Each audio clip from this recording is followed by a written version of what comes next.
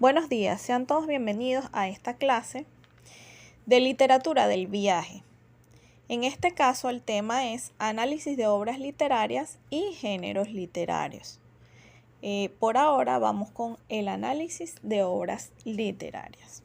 Analizar es descomponer el todo en sus partes y reintegrarlas, como si se tratara de un rompecabezas.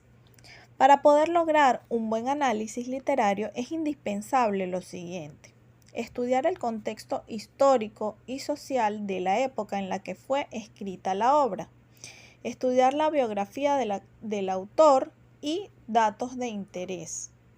¿Ok?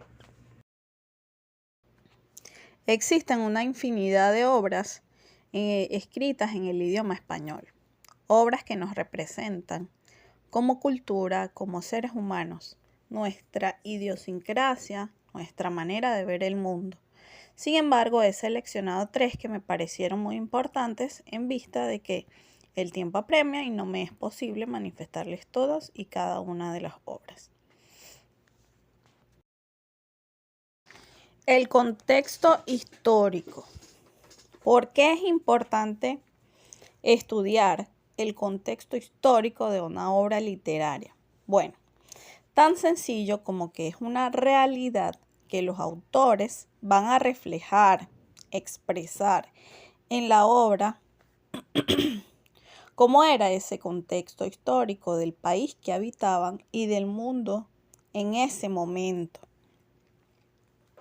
Entonces es importante por esa razón. El siguiente punto es el contexto social. ¿Por qué será importante tomar en cuenta el contexto social? No solo histórico, sino el social también. Vuelvo y repito, porque el autor va a reflejar en su obra como si se tratara de un espejo en el cual él observa la época y la sociedad. Vamos a explicarlo con un ejemplo. Si yo estoy en una sociedad clasicista que busca la perfección y está llena de restricciones, de normas estrictas, por decirlo de alguna manera, entonces la obra literaria va a reflejar eso, ¿no? Pero también puede que sea una obra en modo de protesta a la sociedad de ese tiempo.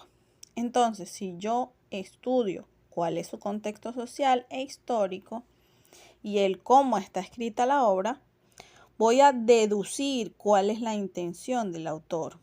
Si la obra es de crítica social, de protesta, o si por el contrario es una obra que muestra satisfacción con el entorno del momento en el que fue escrita. Biografía del autor. Ustedes dirán, profe, ¿y por qué es necesario conocer la biografía del autor? ¿Qué tiene que ver eso con el análisis literario? Bueno, recordemos que nosotros como personas, como seres humanos, vamos a reflejar una parte de lo que somos en las cosas que hacemos, ¿ok? Y una de esas cosas que podemos hacer en el caso de ser escritores es una obra literaria.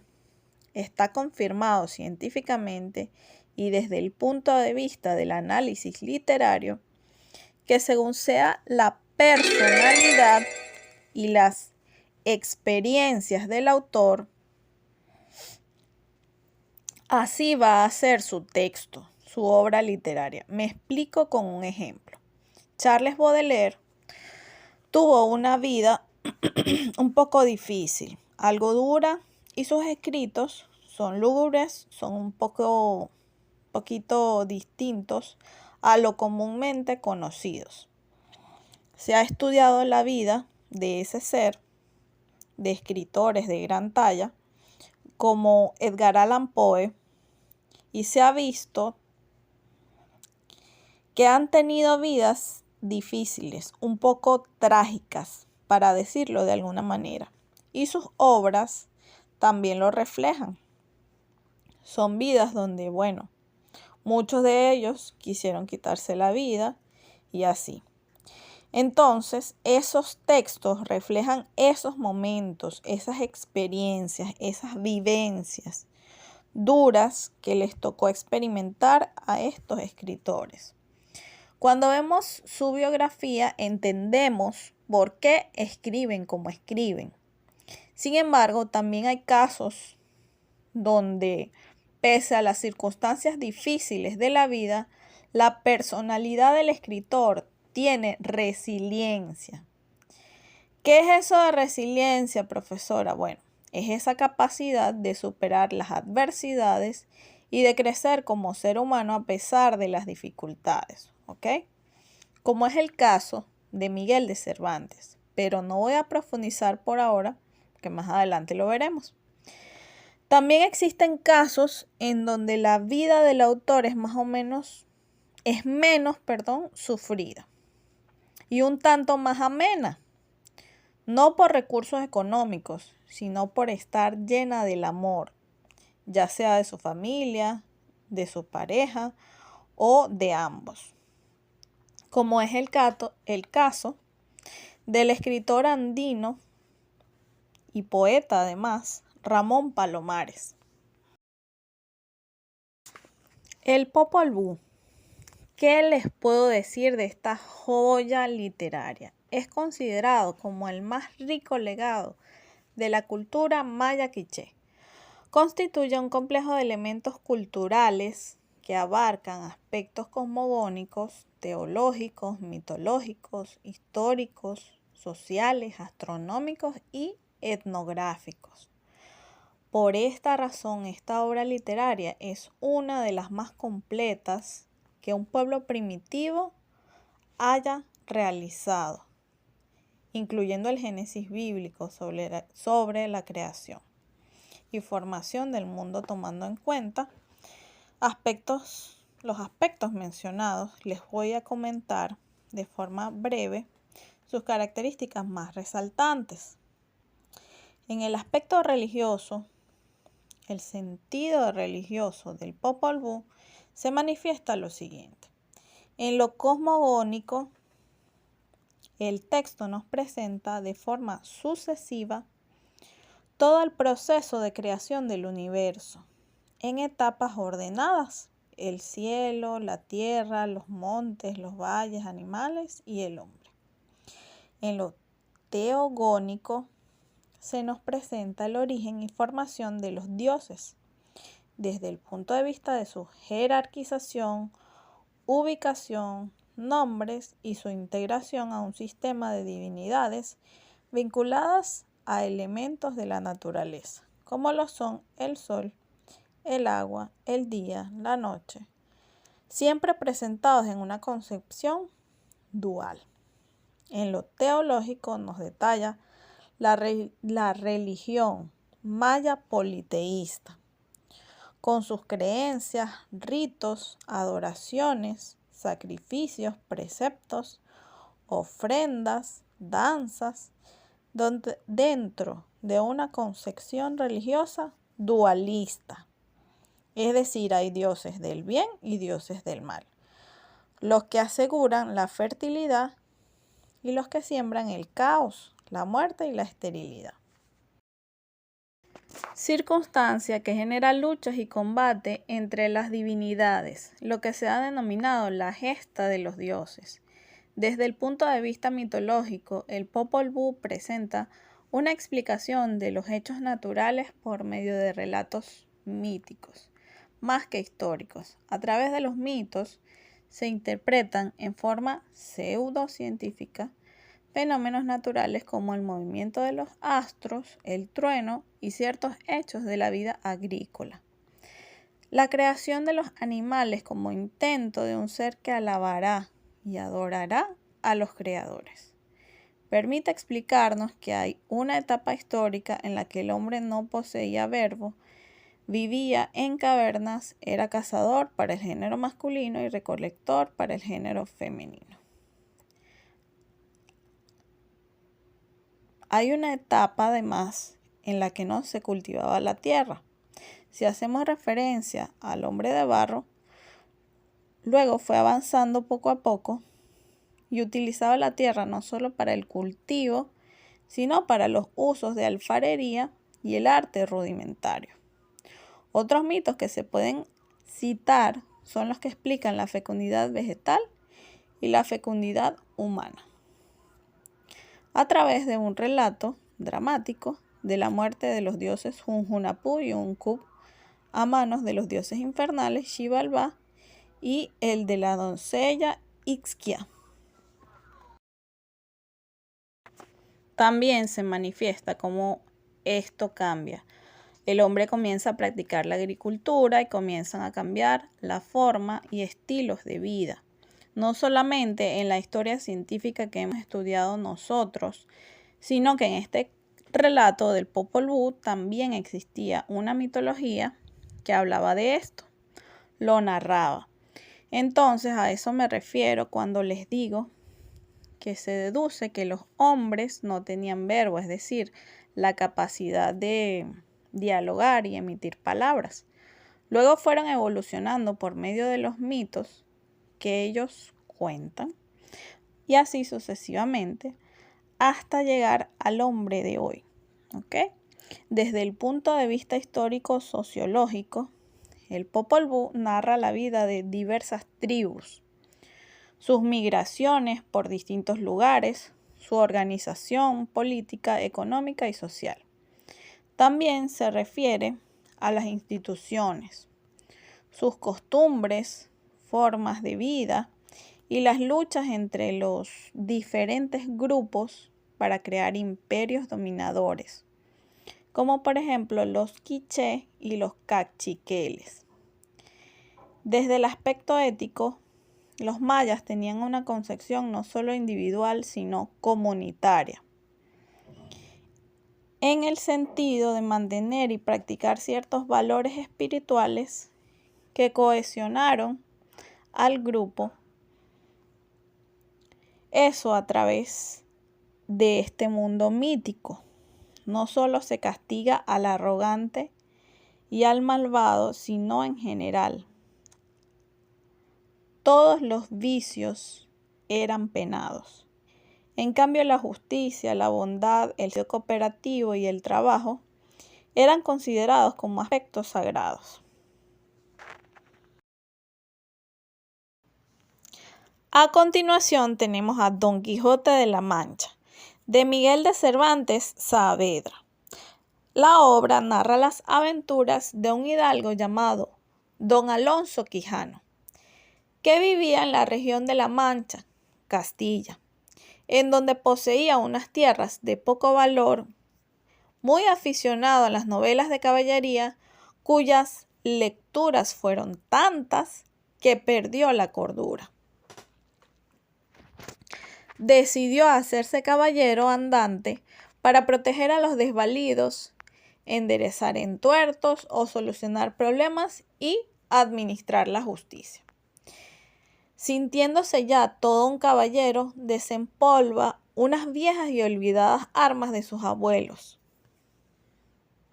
para tener a alguien a quien dedicar sus aventuras, pensó en una dama y le dio el nombre de Dulcinea del Toboso, que no era sino una campesina llamada Aldonza Lorenzo, de quien él estuvo enamorado.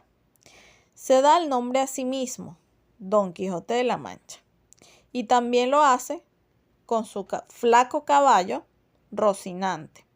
Provisto de sus armas, sale en busca de aventuras y en su primera salida llega hasta una venta donde es armado caballero de acuerdo a lo que se creía en los rituales de la ley. Decidido ya en su profesión, sale en auxilio de un mozo a quien maltrataba a su amo. Luego, en otra acción, es apaleado por unos mercaderes. Es llevado a su pueblo por un amigo que lo encuentra malherido. Posteriormente, prepara su segunda salida en compañía de su escudero fiel, Sancho Panza. Juntos realizaron un sinnúmero de aventuras, entre las cuales destacan la de los molinos de viento, el envío de Sancho con una carta para Dulcinea y el descubrimiento que hacen el cura y el barbero del paradero de Don Quijote. obligándolo a regresar a su tierra natal. La segunda parte del libro narra la tercera salida de Don Quijote, quien va a la región del Toboso a investigar el encantamiento que sufre Dulcinea. Luego viene su combate y triunfo contra el Caballero de los Espejos, que no es sino su amigo y paisano Sansón Carrasco. Se marcha a Barcelona, donde combate con el Caballero de la Blanca Luna, el mismo bachiller Sansón Carrasco, y resulta vencido. El bachiller le pone como penitencia vivir durante un año en su tierra natal. Regresa a su aldea y piensa hacerse pastor de ovejas, pero lo invade la nostalgia. Se enferma y recobra la razón, vuelve a la cordura, aborrece las novelas de caballería y redacta su testamento. Muere a pesar de que el bachiller, el cura y Sancho Panza le ruegan que no decaiga para que inicie su vida de pastor de ovejas. ¿Cuál será el contexto histórico de esta prominente obra como lo es Don Quijote de la Mancha? Bueno, ubicar a Cervantes dentro de la historia de la cultura española es hablar del siglo de oro, o más ajustadamente, la Edad de Oro. Cronológicamente es un periodo que abarca más de 100 años. Históricamente comprende al Renacimiento y al Barroco. El primero se enmarca dentro del siglo XVI y el segundo en el siglo XVII. Y por último, en este mapa mental tenemos el boom latinoamericano. ¿De qué se trata esto? Bueno, esto se da con diferentes escritores latinoamericanos, quienes sugieren otra forma de hacer un cuento. Se inicia con Julio Cortázar, con Rulfo, Vargas Llosa, Gabriel García Márquez, entre otros. El boom latinoamericano es innovador, con el llamado realismo mágico o lo real maravilloso, porque mezcla la fantasía con la realidad en un marco completamente verídico. Se origina en América y es una cuestión de percepción, tanto de la naturaleza como de la actitud. Más que un movimiento, está comprendido entre los años 1963 a 1970. Su auge se debió al dominio de nuevas técnicas narrativas. El realismo mágico predominante en el boom combina lo mítico, lo real y lo simbólico. Es decir, por un lado aborda lo real y cotidiano y por el otro lo insólito y lo fantástico. Es la mezcla del paisaje natural, las costumbres, tradiciones y ritos de las culturas prehispánicas, con las supersticiones, leyendas y fantasías emanadas del pueblo. El producto de esto es, pues, una combinación de la realidad con la fantasía, o lo real maravilloso. Esto es contado por el narrador con la misma naturalidad o espontaneidad con que cuenta cualquier otra cosa o historia. Es un juego con el espacio, el tiempo y con las diferentes perspectivas de narración, con el lenguaje. Entre sus escritores más importantes tenemos a Gabriel García Márquez, Jorge Luis Borges y Mario Benedetti, que es quien está en la foto. Mario Benedetti nació el 14 de septiembre de 1920 en El Paso de los Toros, Uruguay. Ha incursionado en la mayoría de los géneros literarios, sobresaliendo en la narrativa. Su técnica consiste en el realismo descriptivo, psicológico y sociológico. Hace permanentemente un análisis de estos aspectos y su poesía hace un ritmo interior muy marcado, fácil de ser musicalizada. Ha sido interpretada en la voz de algunos cantantes porque en su sencillez reside la fuerza expresiva. Benedetti cree en la literatura de compromiso. Su producción literaria pertenece especialmente a la poética que se ha ligado al realismo crítico y social. Acá les comparto un fragmento de un poema de él que se llama No te rindas y dice así: no te rindas, aún estás a tiempo de alcanzar y comenzar de nuevo, aceptar tus sombras, enterrar tus miedos, liberar el lastre, retomar el vuelo. No te rindas, que la vida es eso. Continuar el viaje, perseguir tus sueños, destrabar el tiempo, correr los escombros y destapar el cielo. No te rindas, por favor no cedas, aunque el frío queme, aunque el miedo muerda, aunque el sol se esconda y se calle el viento, aún hay fuego en tu alma, aún hay vida en tus sueños. Es un poco más largo, pero solo les compartí un pequeño fragmento. Lo pueden buscar por internet. Y de Gabriel García Márquez les recomiendo La marioneta y 13 líneas para vivir. Son excelentes. Los géneros literarios. Los géneros literarios no son más que la manera de clasificar las obras literarias según sus características. La primera clasificación sería el género épico, el género lírico y el género dramático. El género épico.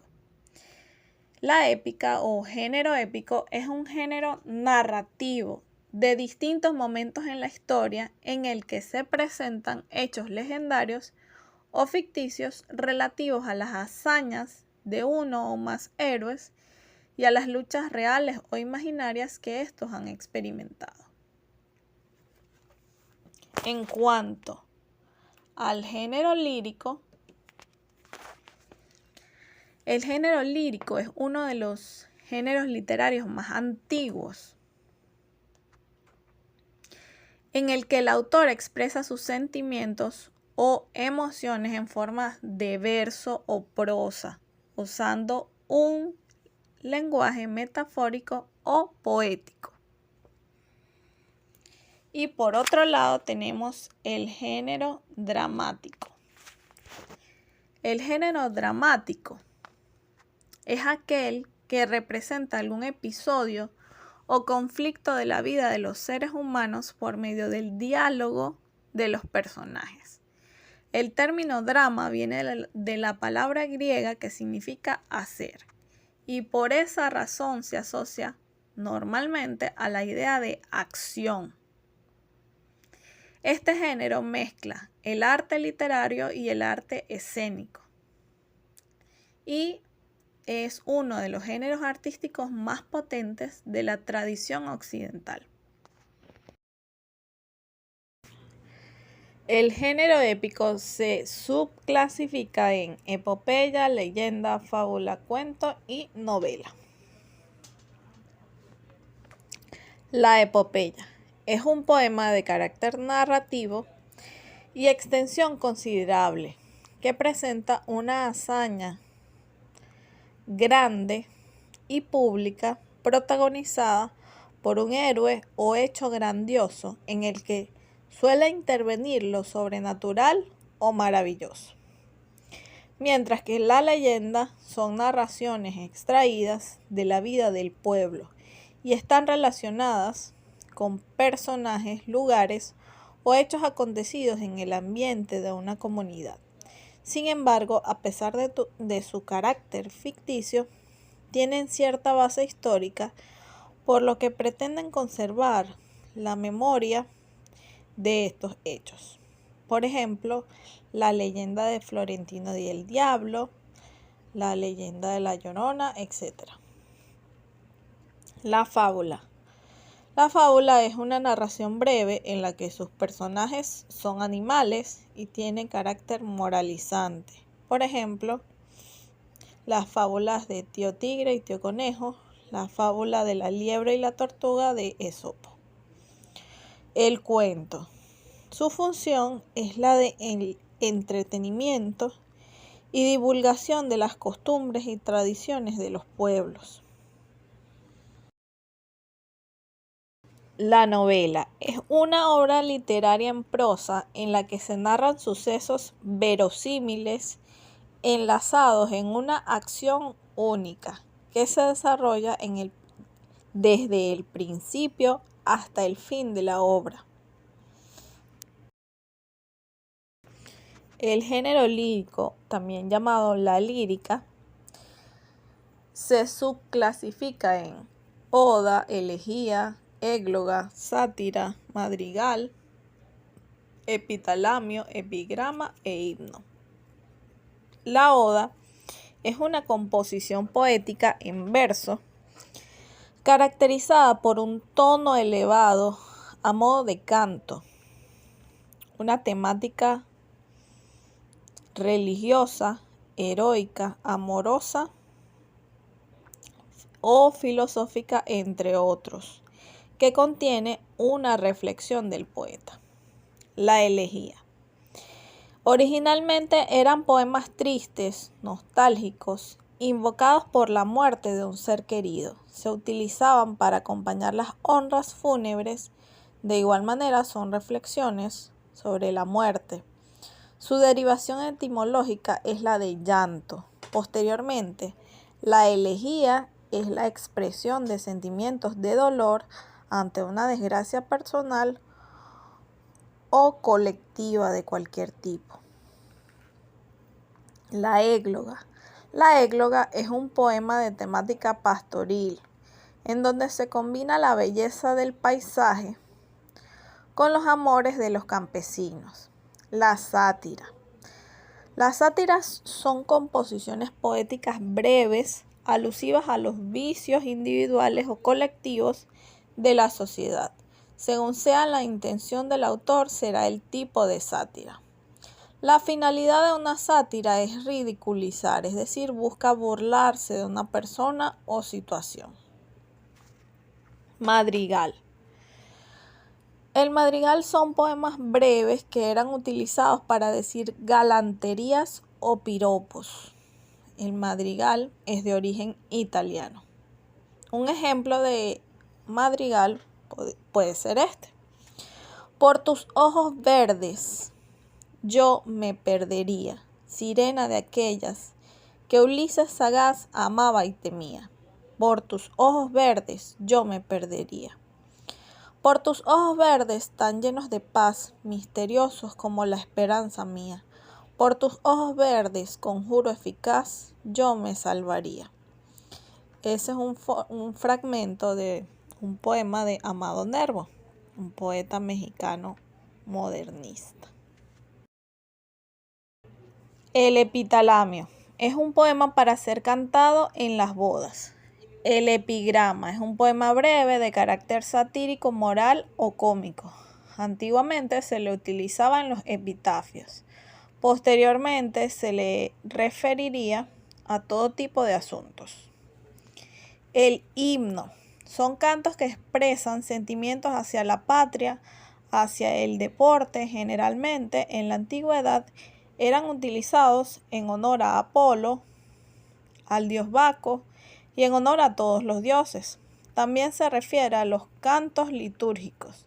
Actualmente el himno es una composición lírica cuyo tema se centra en la hazaña de un personaje histórico o en la grandeza de una nación.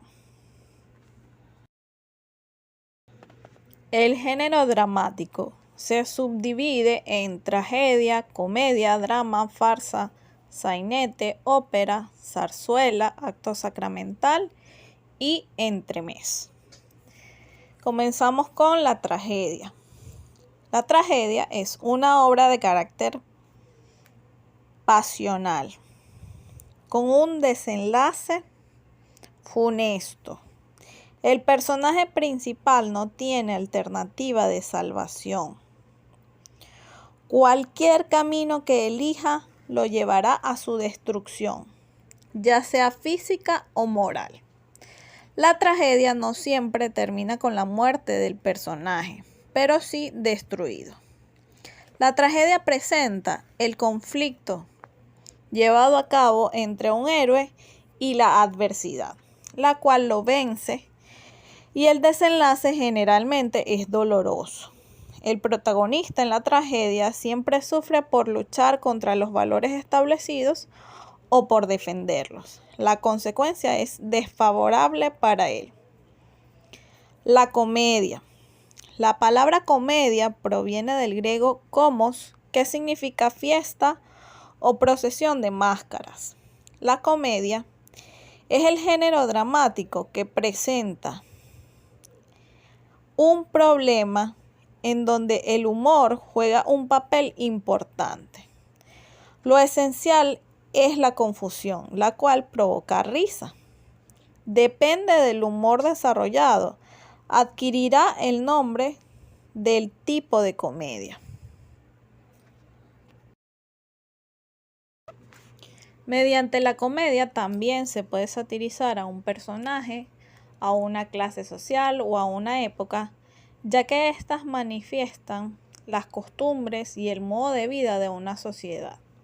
Los personajes de la comedia son diferentes a los de la tragedia. Estos son seres de condición social inferior y su desenlace es casi siempre feliz, de carácter festivo. Su finalidad es la de proporcionar diversión y entretenimiento. El drama. El drama desarrolla aspectos de la vida con elementos cómicos y trágicos en forma interesantes. Es el que más se acerca a la realidad, en la cual no todo es triste ni todo es alegre, sino una combinación de los dos. Su final puede ser desgraciado. Por ejemplo, las obras de Shakespeare, Romeo y Julieta, Otelo. Bueno, continuamos con la farsa. La farsa es una obra dramática de carácter satírico, en la que la caracterización de los personajes es de forma exagerada para relevar la intención satírica. Su finalidad es entretener y hacer reír al público. El sainete. El sainete es una pequeña pieza teatral de un solo acto en la que se representan las costumbres, el habla y el habla popular. Es de tono jocoso para ridiculizar. La ópera. Es una obra dramática cantada totalmente por sus personajes. El diálogo de su argumento lo conocemos a través del canto. En ella se mezclan la poesía y la música. La zarzuela es una obra que refleja las costumbres populares y es una combinación del canto con la recitación. El acto sacramental es una obra dramática de breve extensión en verso, desarrollada en un acto, cuyo argumento se basa en el misterio de la Eucaristía. Sus personajes son simbólicos o abstractos, tales como el pecado y la justicia. El entremés es una obra corta en un solo acto de carácter cómico y popular. El entremés, además, solía representarse en los entreactos de las comedias en el Siglo de Oro.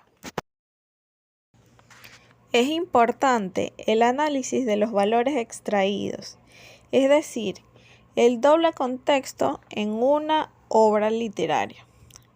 Son los conceptos elementales que se hallan en el pensamiento del autor.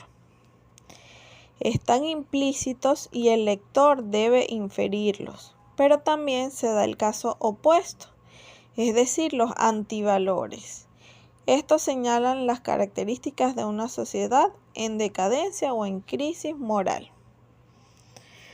Los métodos de análisis. La obra literaria se compone de contenido y forma, elementos que integran la estructura de una obra, llámese cuento, novela, etc. El contenido está determinado por el conjunto de hechos o situaciones comprendidos en el desarrollo de la obra, y la forma por la manera como está realizado el contenido, cómo se cuenta o cómo se redacta. La forma es el esqueleto, el armazón en el cual se haya distribuido el contenido. Fondo y forma están íntimamente relacionados y su separación solo se hace por cuestiones didácticas. El análisis de un texto consiste en definir los procedimientos de evaluación del mismo, incluyendo el estilo del autor. No es suficiente clasificar la obra, su género y la corriente a la que pertenece, las figuras literarias o a qué época corresponde, sino de qué manera esas figuras literarias aportan significación al texto. Así como no basta investigar la vida del autor, sino cómo esa influencia se ve reflejada en la obra. Por consiguiente, hay diferentes métodos de análisis de un cuento. Los que están en esta lámina son específicamente para analizar cuentos.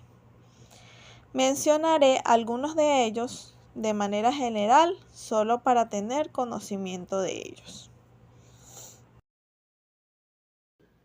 El estructuralismo.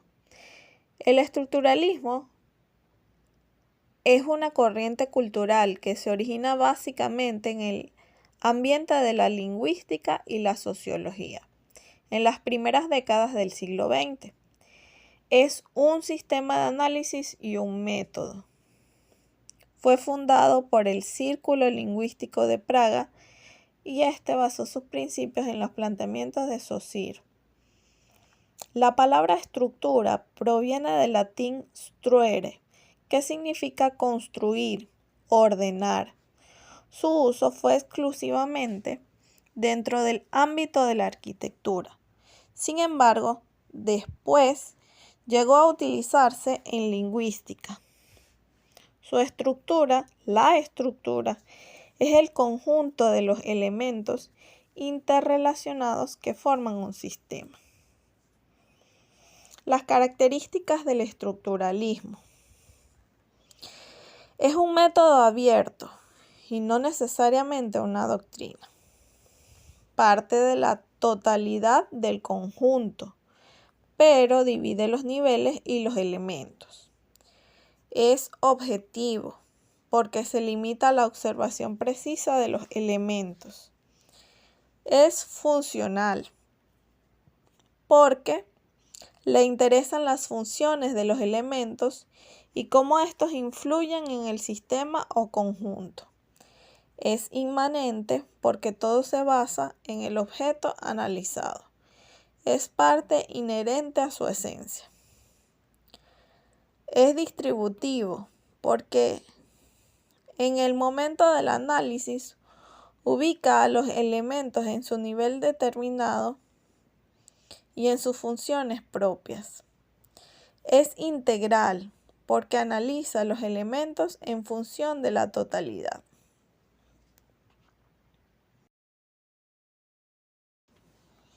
Dentro de este método estructuralista, los más conocidos niveles de análisis del texto narrativo son propuestos por los autores Propp y Bremont, Greimas y, por último, Todorov. Vamos con el método de la morfología del cuento. Estudio de las estructuras. Este método fue propuesto o creado por el formalista ruso Vladimir Propp. Consiste en la descomposición de sus elementos, en la observación de las funciones de los personajes. Propp las define como las partes constitutivas del relato y están relacionadas mutuamente. Son los elementos fijos del cuento independientemente de quienes las ejecuten. La función es equivalente a un acto. La estructura del cuento está constituida por la secuencia lógica. Para Propp existen 7 personajes y cada uno de ellos cumple funciones.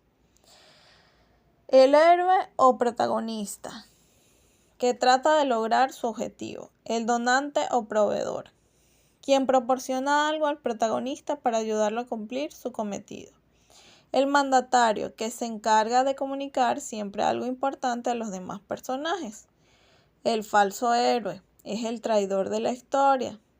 Trata de aparentar ser el personaje principal y hay que diferenciarlo. El antagonista, encargado de obstaculizar y crear un clima negativo para el logro de los objetivos del personaje principal. El auxiliar es un personaje que ayuda al protagonista. Puede ser un animal, una persona, objeto o una virtud del protagonista. El bien amado es por lo que el personaje héroe lucha por conseguir. Igualmente puede ser una persona, un objeto o una meta que desea obtener. Las funciones o acciones están determinadas por los personajes y pueden ser principales y secundarias. Las principales pueden referirse a una carencia, prohibición, combate, victoria u otra. Y las secundarias se refieren a una sanción, castigo, complicidad, víctima u otras. La lógica de los posibles narrativos de Claude Bremond. Bremond basa su teoría en lo que son sus 4 pilares. El primero es la unidad base, es el núcleo narrativo, es decir, la función realizada por el personaje. Otro pilar, las funciones, están integradas por 3 básicas, correspondientes a cualquier proceso. La inicial presenta los primeros acontecimientos. La segunda presenta el desarrollo de esas acciones. Y la tercera cierra el ciclo del proceso. Esta puede llegar al logro del objetivo del personaje o a su total fracaso.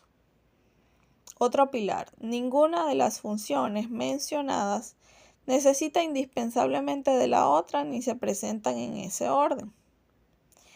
Otro pilar, los elementos esenciales del relato son sucesión, integración e implicación de acontecimientos. Estos pueden presentarse de manera positiva o negativa, es decir, de mejoramiento o de degradación. Claude Bremond considera 3 funciones en los actos de los personajes: la que da inicio, la que desarrolla la narración y la que inicia el resultado de esa acción. Él afirma que la estructura del relato no siempre es lineal y por tanto muchas veces el relato no tiene una secuencia lógica de acciones. Por ejemplo, si un personaje cae en desgracia, consecuentemente su entorno social y económico también será deprimente. Sin embargo, puede sufrir un proceso de mejoramiento dentro de la historia, ya sea porque él lo busca o por cuestiones del azar. También puede suceder a la inversa. Un personaje dotado de todos los medios y situaciones favorables, en un momento dado, sufre un proceso de degradación, por lo que cambia el rumbo de su historia. El proceso de mejoramiento o de degradación puede ser físico o moral. Para Bremond, los personajes son pacientes y agentes, en vez de llamarse héroe y villano. Los primeros, es decir, los pacientes, se refieren a los personajes que sufren alguna transformación y son afectados por ese proceso. Los segundos, es decir, los agentes, son los personajes que inician una acción para afectar o modificar a alguien. Vamos con Greimas y el nivel de los actantes. Para Greimas, el personaje tiene vital importancia. lo llama actante. Se interesa más por lo que es que por lo que hace. Sin embargo, lo clasifica con base a sus acciones. Greimas clasifica a los personajes en parejas de 3 ejes temáticos: sujeto, objeto, donante o destinador, destinatario, ayudante, oponente. Estas 3 parejas de actantes funcionan en constante relación dentro de la obra. El personaje sujeto es uno de los principales y es quien origina las acciones. Desea lograr su objetivo. Este puede ser material, llámese persona o cosa, o puede ser abstracto como el logro de un ideal. El personaje objeto es lo que el personaje sujeto quiere conseguir o teme alcanzar. La siguiente pareja: destinador-destinatario. Funciona así. El destinador es quien desvía el sujeto hacia otra parte, en este caso hacia el personaje destinatario. El destinatario es el beneficiado de las acciones del destinador. El personaje ayudante es quien favorece o ayuda en la historia al personaje sujeto. Por el contrario, el oponente realiza y obstaculiza al personaje sujeto. Los actantes a veces pueden cambiar de roles dentro de la historia sin llegar a modificarla. Y para ir culminando, tenemos a las categorías del relato de Svetan Todorov.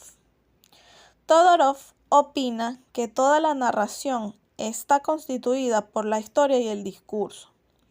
La historia es el conjunto de acontecimientos llevada a cabo por los personajes y el discurso es la manera como son narrados. La historia es el devenir del relato, la exposición de los hechos, los cuales son contados por alguien. El tiempo del relato o del discurso es amplio, ya que se pueden narrar muchos acontecimientos a la vez. Para Todorov, un relato puede ser leído y entretenido siempre y cuando las consecuencias tengan una relación lógica, es decir, unidas entre sí. Una secuencia se inicia cuando no hay un antecedente previo a esta. De igual manera, se cierra cuando ya no va a existir otra consecuencia. Puede darse el caso de que una secuencia que cierra de lugar a otra abra a un nuevo ciclo narrativo. Toda secuencia da nombre a una función en el desarrollo del relato. Mientras que los métodos que les presenté en la diapositiva anterior son básicamente para los cuentos, estos métodos sí se prestan para otro tipo de textos. Bueno, la literatura, como toda ciencia, requiere de un método que la analice, que le dé recursos y elementos que le van a ayudar con esa tarea. Dichos requisitos son lo que se conoce como métodos de análisis literario. Los métodos de análisis literario son las estrategias que se emprenden para realizar el análisis de un texto. Estos se clasifican en 3 categorías: métodos inmanentes, trascendentes e integradores. Los inmanentes. En ellos se pretende extraer conclusiones del mismo texto o grupo de textos, parte de su composición lingüística. Mientras que en los trascendentales abordan la obra con estructuras que van más allá de su composición lingüística. Sale del texto mismo, tiene elementos extratextuales. Y en los integradores se aborda el texto integrando la enunciación y datos del entorno, por ejemplo, la sociedad, la cultura y lo simbólico. La estilística es el método que se caracteriza por abordar el estilo o especialmente la elaboración del texto a partir de las estrategias lingüísticas. Estas estructuras son empleadas para obtener la atención del receptor. Busca analizar los registros lingüísticos. Mientras que la crítica formal o estructural es el método que considera el texto como un objetivo fundamental. Se interesa en la forma y en el fondo. Es el método de análisis que considera el texto literario como un sistema autónomo de dependencia interna. Aborda el análisis de un texto a partir de sí mismo para interpretarlo. La crítica literaria es un juicio, un señalamiento de los aspectos negativos y positivos para determinar el valor o el conjunto de valores de una obra literaria. Por ejemplo, si tiene un valor moral, valor literario, valor científico, valor artístico, político, lingüístico, valor económico, valor social, filosófico, religioso, histórico o ético. Análisis estadístico es la ciencia de recopilar, explorar y presentar grandes cantidades de datos para descubrir patrones y tendencias implícitas. Ahora pasamos a la subcategoría de los métodos trascendentes. El primero es la psicocrítica. Esta busca la interpretación a partir de la perspectiva de la mente humana, ya sea la mentalidad del autor o del inconsciente colectivo. La sociocrítica es una herramienta esencial en la teoría literaria moderna, que busca entender cómo las obras literarias reflejan y dan forma a la sociedad en la que se reproducen. Este método se enfoca en los aspectos sociales, políticos, económicos y culturales que rodean la obra, es decir, el contexto en el que está escrita. La estética de la recepción. Este método de análisis busca valorar el acercamiento al lector a partir de la aceptación y valoración del receptor, y este se convierte en el eje de la investigación. La hermenéutica es el arte de la interpretación, explicación y traducción de la comunicación escrita, la comunicación verbal y, secundariamente, la comunicación no verbal. Su concepto central es de constitución moderna. Es el de comprensión. La comprensión de textos importantes. ¿Ok? El primero de los métodos integradores es la semiótica. Según Serrano en el 2001, la semiótica se puede definir de una manera informal como una ciencia que estudia las diferentes clases de signos, así como las reglas que gobiernan su generación y producción, transmisión e intercambio, recepción e interpretación. Es decir, la semiótica está vinculada a la comunicación y a la significación, y en última instancia de forma que las incluye a las dos, a la acción humana. La pragmática se define como a la parte de la lingüística que centra su estudio en la relación existente entre la lengua, los hablantes y las situaciones en las que se produce la comunicación. Es decir, tiene cierta relación con el uso del idioma. La retórica es el arte del bien decir, de dar al lenguaje escrito o hablado eficacia bastante para determinar, persuadir o conmover. Es una disciplina que estudia la forma y propiedades de un discurso. La lingüística del texto tiene como objetivo específico el estudio de las estructuras supraoracionales, es decir, globales, que permitan establecer el criterio para distinguir entre un conjunto de oraciones cuáles forman una estructura textual y cuáles no. Todo esto desde el punto de vista del hablante ideal.